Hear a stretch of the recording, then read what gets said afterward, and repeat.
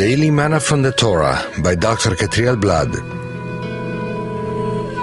Shalom and welcome to the 7th Aliyah of Parashat Tetzeh, when you go out.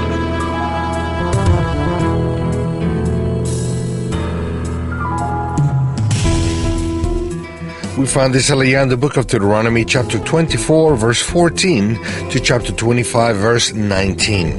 Today we'll be covering chapter 24, verses 14, 15, 17, and 18. Do not take advantage of a hired man who is poor and needy, whether he is a brother Israelite or an alien living in one of your towns. Pay him his wages each day before sunset, because he is poor and is counting on it. Otherwise, he may cry to the Lord against you, and you will be guilty of sin. Do not deprive the alien or the fatherless of justice, or take the cloak of the widow as a pledge. Remember that you were slaves in Egypt, and the Lord your God redeemed you from there. That is why I command you to do this. What does mercy have to do with justice? Even though the Torah establishes and defends the right to private property, it doesn't allow a wealthy man to be insensitive to the poor's needs.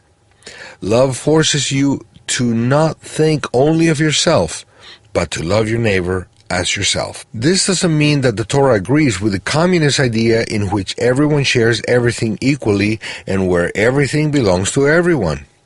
The Torah establishes a balance between the right to private property and the obligation to share with others. But there are limits regarding sharing. It's not correct to give all your belongings to the poor to then end up with no resources and suffering for the whole family. That is not loving your neighbor as yourself. It's stupidity. One with resources must help the needy, but up to a certain limit. The idea is not that he too becomes poor, but that he can go on being prosperous to have enough for himself and his family, and to be able to share with the needy. The Torah teaches that the one who does not give the worker his salary on due time is oppressing him, and that is sin. Verse 13 speaks about an act of kindness towards the poor as justice. In Hebrew, tzedakah. Let's see the similarity between verses 13 and 15. 13 says, "Return his cloak to him by sunset, so that he may sleep in it. Then he will bless you, and it will be regarded as a righteous act in the sight of the Lord your God."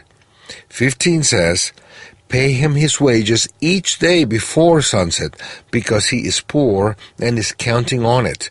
Otherwise, he may cry to the Lord against you, and you will be guilty of sin." The word tzedakah is used in opposite to sin in Hebrew, chet. The word tzedakah has various meanings in the scriptures. Let's mention three of them. A right behavior, Deuteronomy 6:25 and Romans 2:13. Declaration of innocence through faith and forgiveness, Genesis 15:6, Luke 18:14, and charity, Deuteronomy 24:13 and Matthew 6:1. This teaches us that the one who does charity with the needy is acting in a correct and righteous way. Not treating the needy correctly by helping and giving him his salary according to the Torah established parameters is to sin, the opposite of righteousness. Being considerate with the poor is to do justice, the opposite of sin. On the other hand, we must say that acts of righteousness that man may do to obey the Torah and help the needy are not means of eternal justification before the Eternal in the sense of gaining or securing one's salvation. Contrarily, the Eternal's justification is given as a free gift to those who repent of their sins and believe in His forgiveness, as it's written in Psalms 32, verses 1 and 2. "Blessed is he whose transgressions are forgiven, whose sins are covered. Blessed is the man whose sin the Lord does not count against him, and in whose spirit is no deceit." Let us be good to the needy. Shabbat Shalom.